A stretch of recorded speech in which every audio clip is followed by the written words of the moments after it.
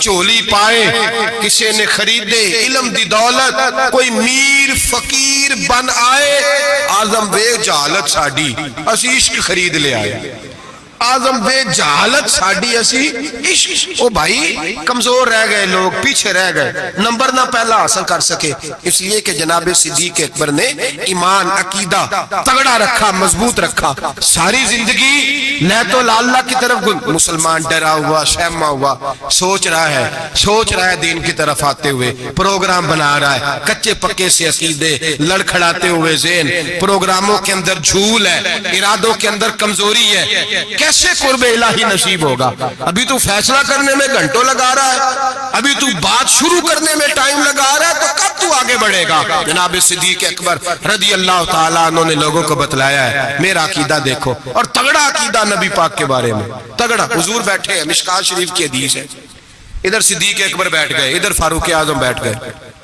نبی پاک دعا کر رہے ہیں اے اللہ میری امت کو بخش دے آمین تو کہہ دیں آپ کی بات ہو رہی ہے اے اللہ میری امت کو بخش دے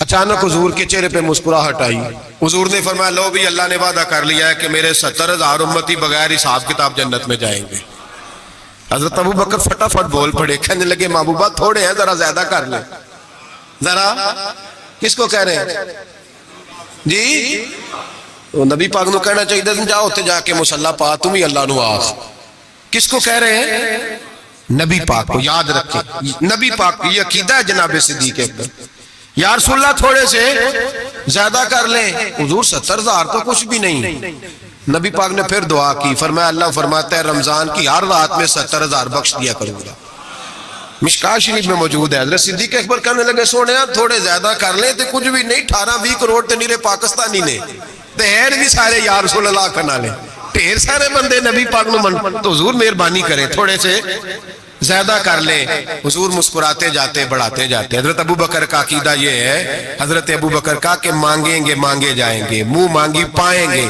سرکار میں نہ لا ہے نہ حاجت اگر کی ہے نبی رحمت سید عالم صلی اللہ تعالی وسلم سے کہتے ہیں حضور تھوڑے سے ادھر دیکھیں میری طرف یا رسول اللہ تھوڑے سے زیادہ کر لیں نبی پاک نے فرمایا رب فرماتا ہے محبوب تیرے 4 لاکھ امتی بغیر حساب کتاب جنت میں حضرت صدیق اکبر کہنے لگے حضور کچھ بھی نہیں تھوڑے بات لمبی ہے مضمون باقی کا بھی بیان کرنا ہے حضور علیہ السلام فرمانے لگے ابو بکر اللہ فرماتا ہے کہ محبوب تیری امت کا ایک چلو بھر کے نا اللہ فرماتا ہے کہ چلو بھر کے میں جنت میں ڈال دوں گا حضرت صدیق اکبر کہنے لگے سونے تھوڑے زیادہ کر لیں حضرت عمر بڑی دیر سے چپ بیٹھے تھے کہنے لگے چل ابو بکر بس بھی کر یار بس کر دیر ہو گئی تو کیا عقیدہ ہے کیا نظریہ ہے کیا سوچ ہے صدیق اکبر کی فرمانے لگے عمر اللہ دے رہا ہے نبی لے رہا ہے تیرا میرا کیا جا رہا ہے اللہ دے رہا ہے نبی غریبوں کا بھلا ہو رہا ہے تیرا میرا کیا جا رہا ہے تو حضرت عمر بھی بولے تو انہوں نے بھی دلیروں والا جواب دیا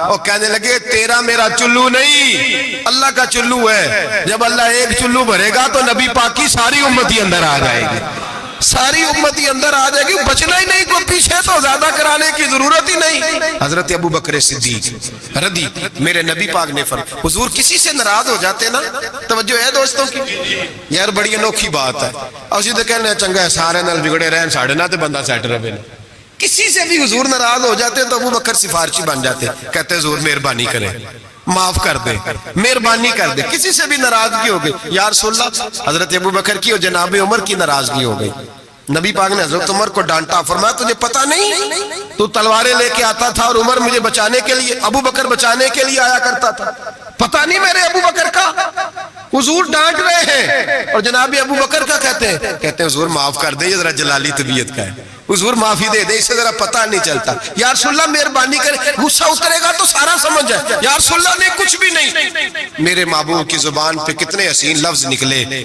فرمایا میری امت پر جس کے دل میں سب سے زیادہ نرمی ہے وہ ابو بکر صدیق ہے میری امت کے بارے میں جس کے دل میں سب سے زیادہ نرمی ہے وہ میرا ابو بکر ہے میرے بھائی سوچ نظریہ عقیدہ جناب سیدنا صدیق اکبر کا اور ہر مقام پر آپ کو یہی نظریہ ملے گا ہم دیندار ہوتے ہیں بچے دیندار نہیں ہوتے حضرت صدیق اکبر کے بیٹے بھی مسلمان ہیں تو پوتے بھی مسلمان ہیں اپنی اولاد ساری کو، ایک دو تین کو نہیں، ساری کو. یہاں کہتے ہیں میں حاجی صاحب ہوں، تو حاجی صاحب بیٹا کدھر ہے؟ کہتے وہ دکان پہ ہے، وہ نہیں جمعہ پڑھتا. حاجی صاحب آپ کدھر آئے ہیں؟ کہتے فجر پڑھنے. تو بچہ کدھر ہے؟ وہ سو رہا تھا. سبحان اللہ.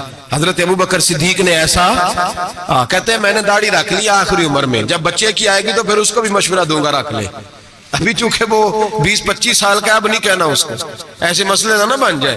حضرت ابو بکر صدیق نے یہ رویہ اختیار چھوٹی چھوٹی باتوں پہ اپنے بچوں کو، اپنے بڑوں کو، ہر آدمی کو اپنے گھر کے اندر دین نافذ کر کے رکھا. عقیدہ کس طرح کا ہے؟ ترمذی شریف میں حدیث ہے. اللہ خیر کرے، گاڑیوں میں نا سٹیکر لگے ہوئے ہیں میرے لیے اللہ ہی کافی ہے. تو نہ کہو کہ لا الہ الا اللہ پڑھیا کرو، اللہ ہی کافی ہے نا.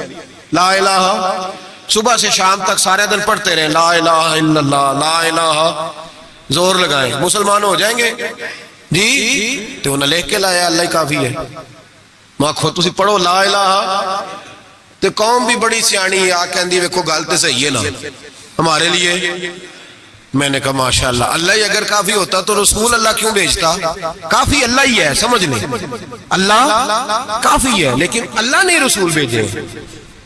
اللہ نے یہ جو نعرہ تھا نا، شیطان کیا کہتا تھا؟ کہتا تھا بس اللہ ہی اللہ، باقی خیر صلی اللہ. یہی کہا تھا نا اس نے.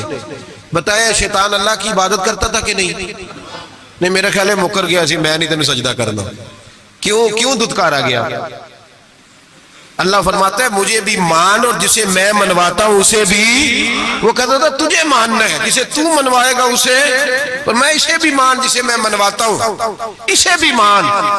وہ تعظیم نہیں کرتا تھا، اسے نہیں مانتا تھا جسے اللہ منواتا ہے. میرے لیے اللہ ہی. اور قوم ہر نعرے پہ لگ جاتی ہے، ہر نعرے پہ. لکھ کے لگایا ہوا، کیا لکھ کے لگایا؟ سنو ترمذی شریف کی حدیث.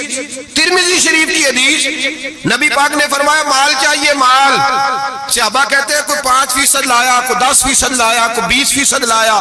فاروق اعظم فرماتے ہیں میں نے گھر کا سارا مال سامنے رکھا اور 50% مال علیحدہ کیا، حتیٰ کہ بچوں کے پاس جو کپڑے تھے ایک جوڑے کے علاوہ ان کی بھی میں نے قیمت لگائی. آدھا مال حضور کی بارگاہ میں لایا، پیش کیا. حالانکہ سال کے بعد اسلام مانگتا ہے وہ بھی 2.5%. لوگ وہاں بھی بڑے بہانے کرتے ہیں، بڑی تعویلیں ڈھونڈ کے نکالتے ہیں. کہتے ہیں میں 50% لایا، اور میں نے کہا آج ابو بکر سے آگے گزر جاؤں گا. لیکن جب ابو بکر صدیق آئے تو سر کا امامہ بھی انہوں نے جھولی میں ڈال دیا، جوتے بھی اتار کے رکھ دیے، کسی مجاہد کے کام آئیں گے. ایک بوریا، ایک ٹاٹ کا لباس پہنا، اور لے کے نا جھاڑی، اس کے کانٹے، ان کے بٹن لگائے. اور صدیق اکبر پیروں پہ جوتا کوئی نہیں، سر پہ ٹوپی کوئی نہیں، سارا کچھ لا کے نا تینوں لب دے آپ گواچے، سانو اپنی خبر نہیں کوئی، ساتھوں پارے نہیں کک گلیاں دے، سانو آخ دے لوگ شدائی، اسی ننگ نموس دا ساڑ تا چولا، گل پہنے تاج گدائی، سجنا اپنا آپ گوایا ہے تاں یار دے چاہتی پائی. رکھ دیا سارا کچھ لا کے قدموں میں. حضور نے پوچھا ما ابقیت لأہلک، ترمذی شریف کے لفظ ہے ما ابقیت لأہلک. ابو بکر گھر کیا چھوڑ کے آیا ہے؟ جناب صدیق اکبر فرماتے ہیں جس توے پہ میری بیوی روٹیاں پکاتی تھی میں وہ بھی لے آیا تھا. فرمایا جس برتن میں میرے بچے مٹی کے برتنوں میں روٹی کھاتے تھے، میں نے کہا دو، اس لیے کہ آج میرے رسول نے کہا ہے کہ لے کے آؤ.